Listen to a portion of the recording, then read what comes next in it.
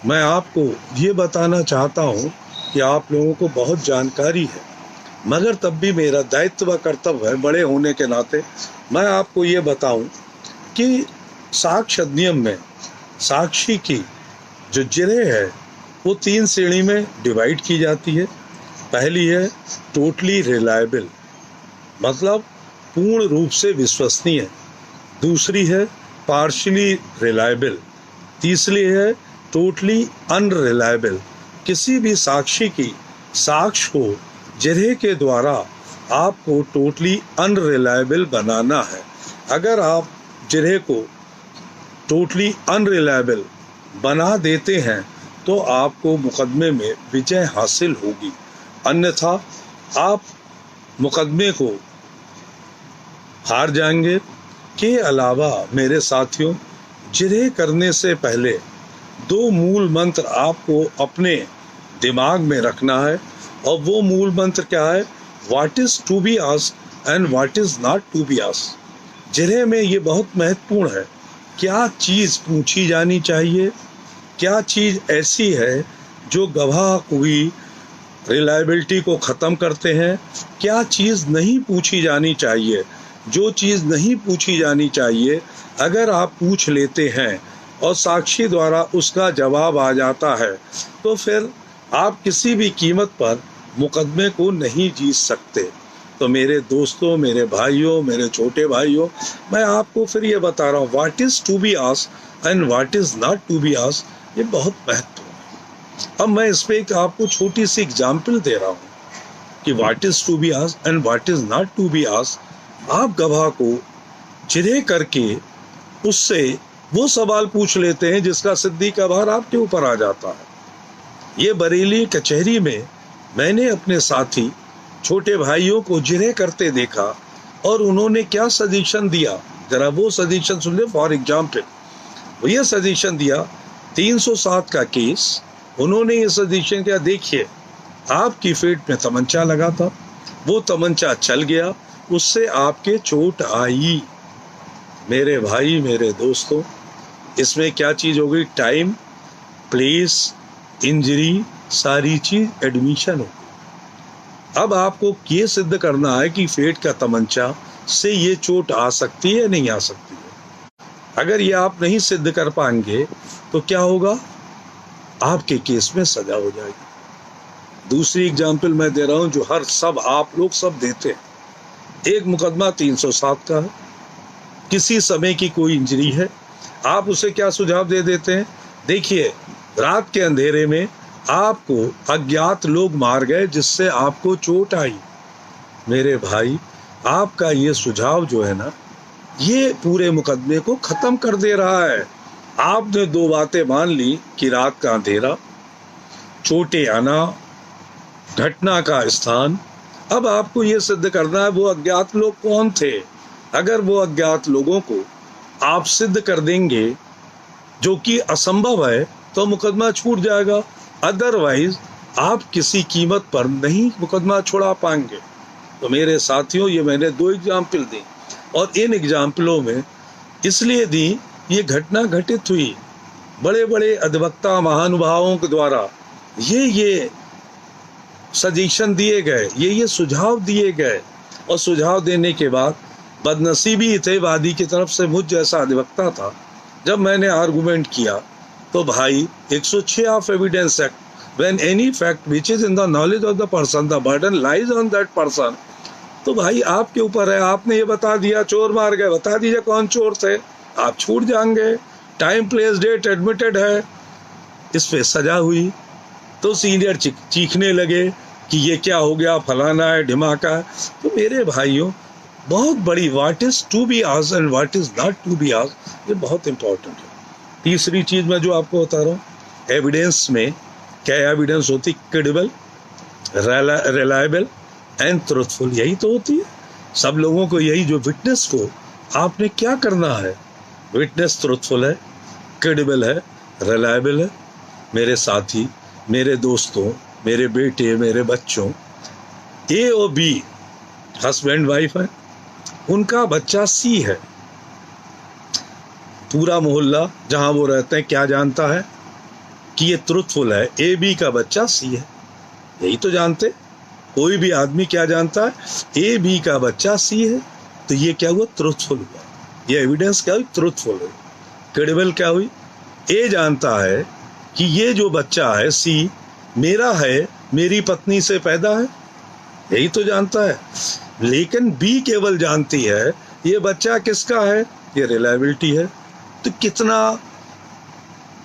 Hair line, बाल के बराबर अंतर है। तो इस अंतर को आपको समझना है। इस अंतर को समझते हुए आपको जिरह करनी है। अब दूसरी चीज में मेरे साथियों, मेरे भाइयों, मेरे दोस्तों, जब आपके पास केस आता है तो केस आने के लिए आप उसमें 6 पॉइंट को इन्वॉल्व करते हैं। पहले उसके आप क्या करेंगे, ब्रीफ बनाएंगे। ब्रीफ बनाने में क्या है, हर चीज का एक घटने का समय, टाइम, प्लेस होगा बिल्कुल।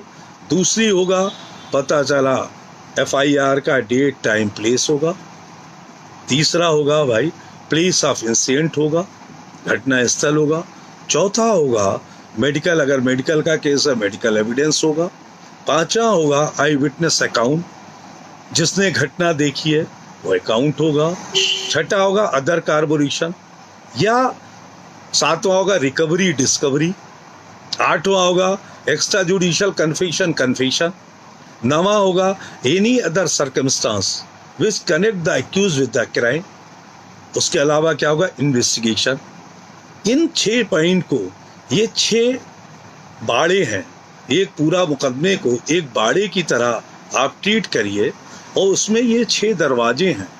अगर इन 6 दरवाजों में आपने 2 दरवाजे 3 दरवाजे तोड़ दिए तो आपका मुकदमा क्या होगा, जीत जाओगे, छूट जाओगे।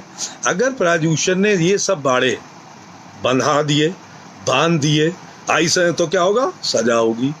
मेरे साथियों, तो इसमें सबसे बड़ी तैयारी इन बाड़ों में, जो आप ये देख रहे हैं ना, जो मैंने दरवाजे बताए, इन दरवाजों को कैसे ब्रेकेस करना है, क्रॉस एग्जामिनेशन ये चीज है। क्रॉस एग्जामिनेशन इसीलिए इतना महत्वपूर्ण है, आपको इन बाड़ों को कैसे तोड़ना है। मेरे साथी, मेरे दोस्तों, मेरे भाइयों, मुकदमे जब आपके पास आएगा, आपके पास CD होती है, आपके पास FIR होती है, आपके पास साइट प्लान होता है, आपके पास विटनेसेस के स्टेटमेंट होते हैं, आपके पास मेडिकल होता है, आपके पास रिकवरी डिस्कवरी की फर्द होती है, सारी चीजें आपके पास है। तो सबसे पहले आप क्या करिएगा, उसे आप ब्रीफ बनाइएगा, और उस ब्रीफ के अलग अलग केसेस बनाए, अलग अलग दरवाजे बनाइएगा। अब आपको ये देखना है वो उन दरवाजों को कैसे ब्रेकेज करना है, ये आपकी काबिलियत है, यही तो जिरह है। अगर उनकी काबिलियत को आपने गवाह को तोड़ दिया, गवाह को कर दिया totally unreliable, no court can convict. अगर पार्शियली रिलायबल है तो सजा हो सकती है, टोटली रिलायबल है तो 100% सजा हो जाएगी। मैं क्या, दुनिया का कोई भी वकील बड़े से बड़ा उतर आए इस जमीन पे, वो भी नहीं बचा सकता है। तो मेरे साथियों, मैंने क्या कहा आपसे, सबसे पहले आप उसकी ब्रीफ बना के, उसके जो 8-10 दरवाजे हैं, जो बाड़ा बना हुआ है, उस बाड़े को तोड़ने के लिए हर एक का अलग अलग आप वो बनाएंगे, और उन पे आप अपना दिमाग कंसंट्रेट करेंगे। वकील का दिमाग एक कंप्यूटर की तरह होता है। आप ये सारी चीजें अपने ब्रेन में जिरह करने से पहले आप सारा तैयार करेंगे, और ब्रीफ आपके पास होगा। मेरे साथियों, आजकल मैंने जनरल टेंडेंसी देखी है, आप लोग बुरा मत मानिएगा, बगैर फाइल के जिरह करते हैं, बगैर तैयारी के जिरह करते हैं। भाई, बगैर तैयारी के कुछ हो सकता है, बगैर तैयारी के जिरह हो सकती है। इसीलिए आए माए साए सवाल पूछते हैं, और वो आए माए सवाल क्या पूछते हैं, किस GD से चले, किस GD के करा। जो पुराने घिसे पिटे सवाल हैं उन पर मत जाइए। आज के जमाने में जितने आप होशियार और कॉम्पिटेंट हैं, उससे ज़्यादा प्रोसिक्यूशन भी होशियार और कॉम्पिटेंट है। प्रोसिक्यूशन भी वेल पढ़ा लिखा है, प्रोसिक्यूशन भी अपनी कमियों को दबाता है, प्रोसिक्यूशन भी अपने गवाहों को अच्छी तरह से तैयार करता है। आप ये क्यों भूल जाते हैं कि आप ही सबसे ज़्यादा विद्वान हैं। आप ये मान के चलिए कि हम जिरह करने जा रहे हैं, हम सबसे ज़्यादा कमज़ोर हैं। दूसरी चीज़ मेरे भाई, एक चीज़ गांठ बांध लीजिए, मेरे घर में 2 बंदूकें हैं, तो मैं दुनिया को दिखाऊंगा नहीं कि 2 बंदूकें हैं। मतलब दुश्मन जो है 2 राइफलें ले आएगा, 2 राइफलों से गोली मार देगा। मेरे साथियों, ये एक आप जो है पप एंड शो मत करिए। ये समझिए कि आपको कुछ नहीं आता है, आपको लॉ के बारे में कोई जानकारी नहीं है। मेरे साथियों, जब समय गवाह जिरे करने हो ना, तो आप वाच करिए गवाह क्या कहना चाहता है। गवाह का चेहरे को देखिए, गवाह कितनी डेप्थ में है, आप कितनी गहराई तक में हैं, आप किस गहराई पे जाके गवाह को पटक सकते हैं। यह आपकी काबिलियत है। How to cross examine this that witness, ये आपको साइकोलॉजी, ये आपको मेहनत से आएगा। ये ऐसे नहीं आंख बंद करके खड़े हो गए जाके आए बाएं साएं जो मर्जी है पूछने लगे। भाई, इससे कभी कामयाबी नहीं मिलती है। जो ये सोचते हैं ना कि मैं बहुत बड़ा काबिल हूँ, भाई काबिल तो भगवान भी परपक्व नहीं है। रामचंद्र जी परपक्व नहीं थे, नहीं तो सीता मैया का जो हुआ हरण, तो एक धोबी के कहने में उन्हें परीक्षा क्यों लेनी पड़ी। मेरे साथियों, कानून में कोई परपक्व नहीं है। I am still a learner, I try to learn something from each and every person. मैं हर व्यक्ति से सीखने का प्रयास करता हूँ, मगर जो मुझे आ रहा है वो मैं आपको बताने का प्रयास कर रहा हूँ। अगर इससे थोड़ा बहुत आप सीख लेंगे तो बेहतर है। तो ये बात जो मैंने आपको बताई कि आप उसे बांधेंगे, गवाह को वाच करेंगे, प्रोसिक्यूशन को कमजोर नहीं समझेंगे। प्रोसिक्यूशन कमजोरियों को पूरा तैयार करके आता है, जो जो चीज़ें उसे मीट आउट करता है। अब मेरे साथियों, जब आपके पास पूरा केस आया, अब मैं बहुत छोटे छोटे केस एग्जाम्पल बता रहा हूँ कि ये हाउ टू क्रॉस एग्जामिनिंग एक दिन में नहीं खत्म होगा। इट विल टेक टाइम, आपको 6, 7, 8 दिन, महीने भर। मेरे भाई, जिरे से घबराओ मती, जिरे लंबी हो डरो नहीं। मैं 100 पेज की जिरे करता हूँ, मैं अपने आप को कह रहा हूँ। 100 पेज की जिरे आजकल के ज़माने में करना पड़ता है, इसलिए करना पड़ता है कि प्रोसिक्यूशन इतनी तरह से तैयार है। प्रोसिक्यूशन आप जो बातें पूछ रहे हैं, प्रोसिक्यूशन उस पर पहले से तैयार है। जब प्रोसिक्यूशन पहले से तैयार है तो आपको उस गवाह को तोड़ने के लिए उसके माइंड को वॉश करना पड़ेगा। आप उसके माइंड को वॉश करेंगे, सवाल जब पूछेंगे तो आस्क द क्वेश्चन, और देखिए वो सब गवाह कितनी गहराई में है, कितना ट्यूटर्ड है। आजकल सारे गवाह ट्यूटर्ड हो रहे हैं। आई विटनेस अकाउंट कम से कम भी ट्यूटर्ड हो रहे हैं। क्यों? हर एक में मैनिपुलेशन होता है। FIR किस समय लिखी जाती है, एवरीबडी नोज। पंचायतनामे के बाद लिखी जा रही है। तो आपको कैसे तोड़ना है, ये बातें आपको देखना है। आपको आंख बंद करके जिरे नहीं शुरू कर देना है। उसके लिए अब आपको बहुत डीपली जाना पड़ेगा, और वो डीपली जाने के लिए अब आपके पास केस आया।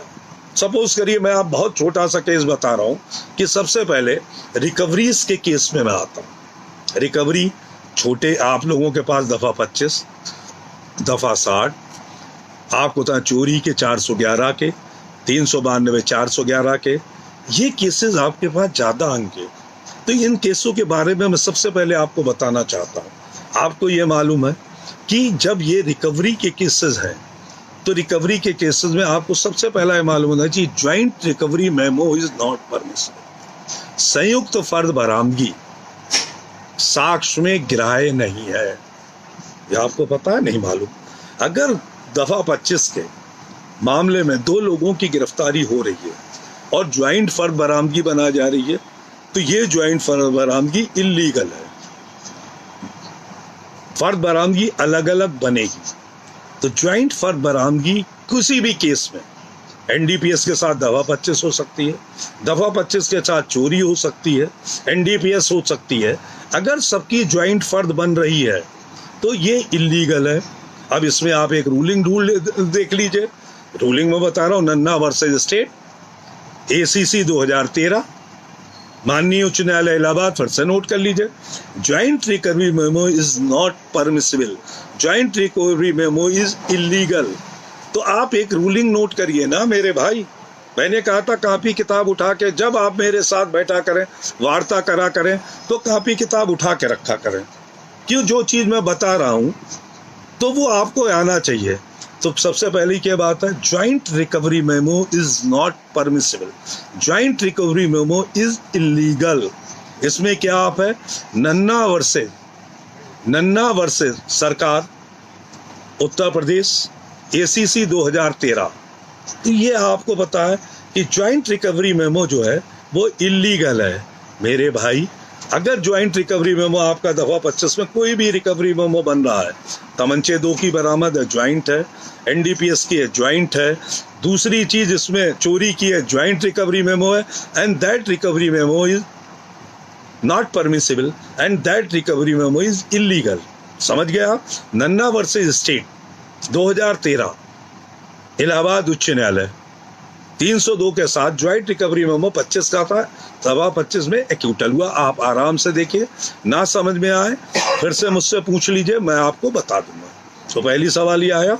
अब रिकवरी के बारे में मैंने आपसे कहा, रिकवरी के केसेस को तैयार करने के लिए आपको क्या फंडा होना चाहिए? सबसे पहले 103 सीआरपीसी आपको पता होना चाहिए। दूसरा क्या, 165 सीआरपीसी पता होना चाहिए। ये मैं आपको नहीं बताऊंगा, ये आपको अब पढ़ना है। मैंने आपको सारा बता दिया क्या 165 में क्या क्या होना है, 103 में क्या होना है। तो 103 165 सीआरपीसी ये जानकारी आपको होना चाहिए जिरे करने से पहले रिकवरी मेमो का। दूसरी भाई, रिकवरी मेमो में जिरे करने से पहले आपको 100 सीआरपीसी की जानकारी होना चाहिए। 100 सीआरपीसी में क्या है कि जनता के 2 गवाह को बुलाना चाहिए, फर्द बरामदगी में उन्हें गवाह बनाना चाहिए। अगर नहीं बनाया जाता है तो ये रिकवरी इलीगल है। किन हालतों में इलीगल है? जब ऐसी जगह पर है जहां गवाह अवेलेबल थे। तो जिरे में आपको क्या लाना है कि गवाह वहां मौजूद थे। अब उसमें एक सवाल आता है कि साहब गवाहों से गवाही देने को कहा, उन्होंने गवाही देने को मना किया। यार एक में लिखा होता है, आपने देखा? तो भाई एक आईपीसी में एक धारा है 179, उसे आप पढ़िए। उस धारा क्या कहती है? अगर कोई व्यक्ति कानूनी रूप से गवाही देने को मना करता है तो पुलिस का दायित्व व कर्तव्य है उसके विरुद्ध कार्रवाई करे।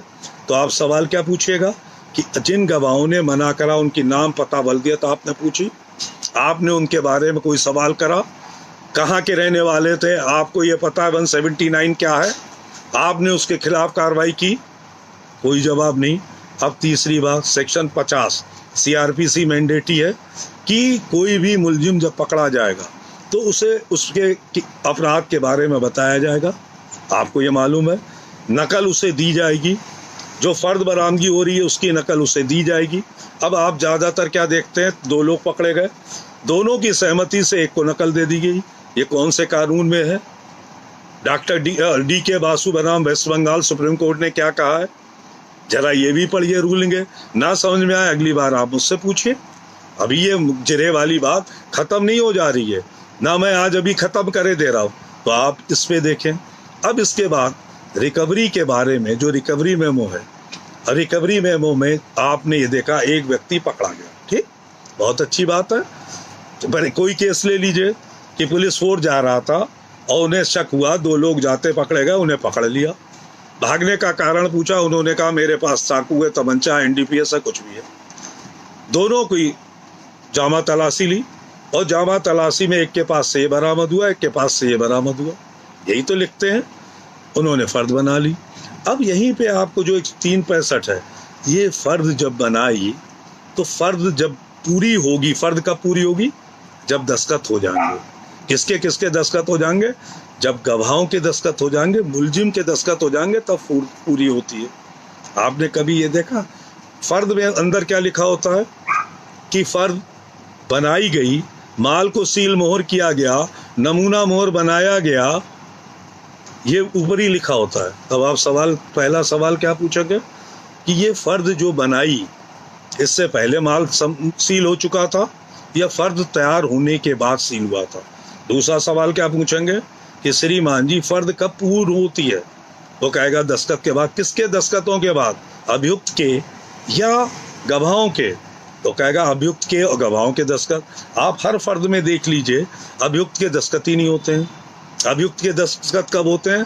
फर्द की नकल इस अभियुक्त के कहने से इस अभियुक्त को दी गई, इसके कहने से इस अभियुक्त को दी गई, उसके नीचे एक के दस्तखत होंगे, केवल एसओ या एक दरोगा के दस्तखत होंगे। तो फर्द के नीचे सबके दस्तखत नहीं है। 103-65 मैंने क्यों कह रहा हूँ? फर्द अकॉर्डिंग टू लॉ नहीं है। अब आप बेमतलब पूछते जीडी से कब चले, थाने से कहाँ गए, क्या हुआ? जब आप ऐसे ही विकेट गिरा दे रहे हैं तो आपको क्या जरूरत है? आप जिरह कर रहे हैं ना। अब दूसरी चीज आपने ये पूछा कि इसमें ये लिखा है दूसरा पूछे श्रीमान जी, आपने दूसरे की आपकी सैलरी आपके कहने पे आपके दूसरा दरोगा को मिल सकती है? आपकी पत्नी, सवाल बुरा जरूर लगेगा, आपके कहने पे आपके दूसरे दरोगा को मिल सकती है? तभी वो चीखने लगेगा ये क्या है। इसमें इस मुलजिम के कहने पे आपने नकल इसे दे दी, किस प्रावधान में दे दी? कानून का कोई प्रावधान है? किस प्रावधान में दी? तभी वो चीखने लगेगा। बुरी तरह से कोई भी गवाह हो चीख ये क्या बदतमीजी है? कह रहा बदतमीजी? हम कानून के लिए लड़ रहे हैं, बदतमीजी के लिए नहीं। आप अपनी जबान को जरा संभालें, कोर्ट में खड़े हैं, ये थाना नहीं है। जब आप ये कहेंगे तभी वो नीचे आ जाएगा। तो कहें भाई किस प्रावधान में है? कोई प्रावधान है? या सीआरपीसी आपके घर की है, या किसी को भी थाने पे बैठ के फर्जी बना दे रहे हैं? आप ये सवाल जब कहेंगे। दूसरा सवाल अब ज्वाइंट रिकवरी मेमो है। ज्वाइंट रिकवरी मेमो में कि भाई किस कानून के तहत संयुक्त फर्द बरामदगी बन सकती है, आप ये सवाल उनसे पूछेंगे। वो कहेंगे साहब हमें नहीं पता है। जो संयुक्त फर्द बरामदगी बनी तो इसमें अपराध संख्या क्या लिखे जाएंगे, कई FIR बनेंगी? अब अपराध संख्या हर एक का अलग अलग बनेगा। तो जब संयुक्त फर्द बरामदगी नहीं बन सकती है तो अलग अलग FIR जो बनेंगी, तो ये टोटली इलीगल हो गया। तो आप ये सवाल जो है, दूसरा सवाल आप क्या करेंगे कि ये जो फर्द लिखी गई उसके बाद माल सील हुआ। माल सील होता है भाई, तो जब माल सील हुआ किसकी सील से था? वो नमूना सील कहाँ है? यही मैं 103-65 कह रहा हूँ। कोई नमूना सील पत्रावली पे नहीं होता है, बनता ही नहीं है, बनाते। वो नमूना सील कहाँ है मिस्टर एक्स की, जिसकी भी सील थी, वो सील कहाँ है? अब इस बारे में वो छापादी करने लगेगा, पत्रावली पे कोई नहीं सील है। ये नमूना मोहर जो सील बन गया, ये कहाँ चला गया, किसकी जेब में चला गया? थाने जमा कर दिया गया, SHO महोदय के पास जमा कर दिया गया।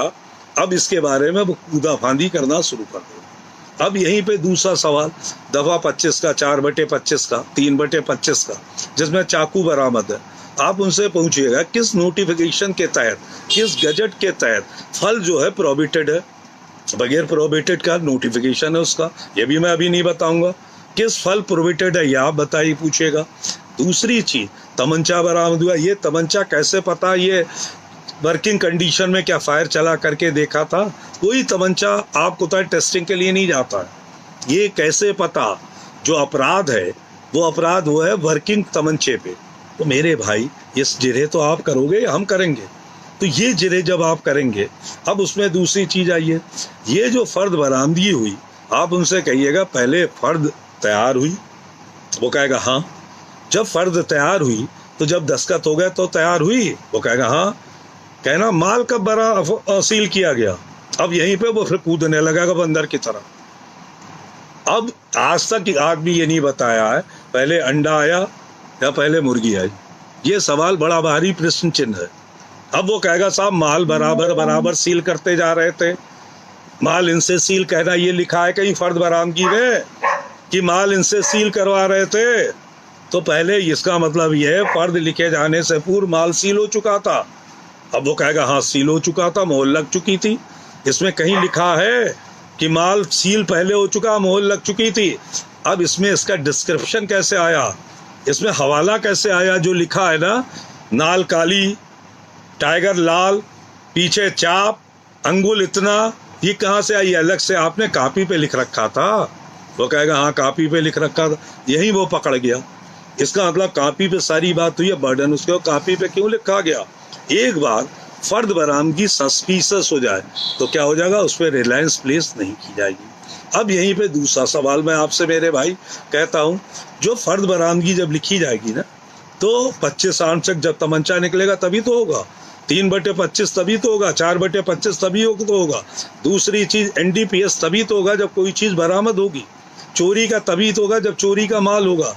तो फर्द बरामदगी में ऊपर ही लिखा होता है फर्द धारा 25 आर्म से NDPS एक्ट। तो उनसे कहना ये माल बरामद होने से पहले, फर्द लिखे जाने से पहले ही आपने ये फर्द में ऊपर लिख दिया। अब वो क्या जवाब देगा? यहीं पे आप सजेशन दीजिएगा, देखिए ये सारी बातें आपने थाने पे बैठ के करी, अपनी सुविधानुसार करी, इसलिए फर्द बरामदगी में ऊपर लिखा हुआ है। जिस तरह जैसे जिस स्थान पर आप बरामदगी बताते हैं उस तरह की कोई बरामदगी नहीं हुई।